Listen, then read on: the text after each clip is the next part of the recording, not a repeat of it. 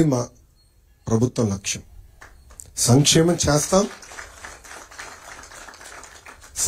చేస్తాం కానీ శాశ్వతంగా పేదరికం నుంచి బయటికి తీసుకురావాలంటే దాని మార్గం ఒక్కటే, విద్య ద్వారా. ఒకటి కేజీ టు పీజీ వరకు మొత్తం విద్యని బలోపేతం చేయాలి, స్కిల్ డెవలప్మెంట్ లాంటి అనేక కార్యక్రమాలు చేయాలి, జాబ్ రెడీ యూత్ తయారు చేయాలి. మిమ్మల్ని పేదరికం నుంచి బయటికి తీసుకొచ్చే లక్ష్యంతోనే మేము పనిచేస్తాం. ఒక లక్ష్యంగా చేస్తున్నా. మిమ్మల్ని అందరూ కూడా కోరుతున్నా, ఇప్పుడు మీరు వెళ్తారు, బాగా చదువుకుంటారు, మళ్ళీ ఏ చెన్నైనో బెంగళూరు హైదరాబాద్ వెళ్ళిపోతే నాకు కష్టం స్వామి. మళ్ళీ రావాలి, మన రాష్ట్రానికి రావాలి. అమరావతి అవ్వచ్చు, విశాఖపట్నం అవ్వచ్చు, రాయలసీమ అవ్వచ్చు, మీకు రెడీగా కంపెనీలు ఉంటాయి. ఉద్యోగాలు కల్పించే బాధ్యత మేము తీసుకుంటాం. తిరిగి మన రాష్ట్రానికి మీరు రావాలి. ఆఫర్ స్వీకరిస్తున్నా, ఒప్పుకుంటున్నారా? మేము అందరూ రాసుకుంటాం. మళ్ళీ మేడం గారు అన్ని రాసుకుంటారు. మీరు రావాలి, తిరిగి మన రాష్ట్రానికి రావాలి.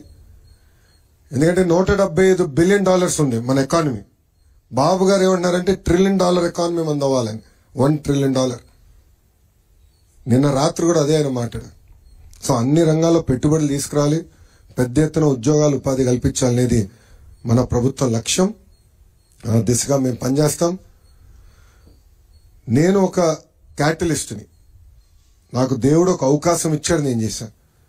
మీకు అలాంటి అవకాశం దేవుడు ఇస్తాడు. అది మీరు మర్చిపోదండి. ఎవరన్నా మీ దగ్గరకు వచ్చినప్పుడు సహాయం అడిగినప్పుడు సహాయం చేయండి, అందుబాటులో ఉండండి. దేవుడు మనందరికీ ఆ బలం ఇచ్చాడు. నేను అదే నమ్ముతా. పరీక్షలు కూడా పెడతాడు, ఆ పరీక్షలు జయించే శక్తి కూడా మనకిస్తాడు దేవుడు.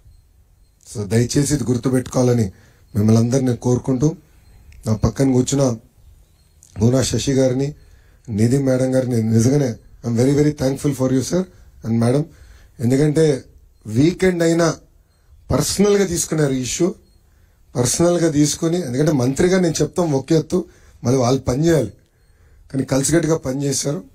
ఇది దీనికి సక్సెస్ అయిన కారణం కూడా వీళ్ళిద్దరని సభాముఖంగా మీ అందరికి తెలుపుకుంటూ, వాళ్ళు నేను అభినందిస్తూ, ఒకసారి మీరు ఇంట్రడ్యూస్ చేయండి, తర్వాత ఒక ఇంటరాక్షన్ ప్రోగ్రామ్ పెట్టుకుందాం.